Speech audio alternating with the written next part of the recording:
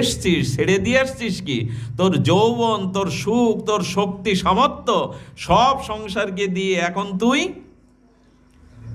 এখন কি ফলটা খাওয়ার পরে খোসাটাকেও রাখে? তো এখন তুই ভগবানকে কি দিবি? তো জরা ব্যাধি, পাপ তাপ যা ভোগ করেছিস তাই দিতে হয়। তো যৌবনটাই দিতে হয়, সুন্দরকে সুন্দরটাই দিতে হয়।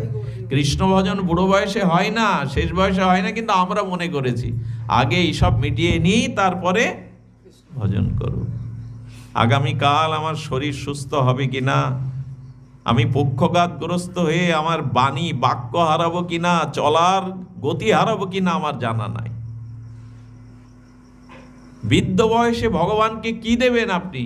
আপনার যৌবন দিয়েছেন স্ত্রী পুত্রকে, ভালো সময়টা দিয়েছেন সংসারকে, এখন অকেজো হয়েছেন, কেউ আপনাকে আর আদর যত্ন ভালোবাসে না। এখন এই ভারটা ভগবানকে দিয়ে বললেন সব ছেড়ে দিয়ে এসেছি গুরুদেব।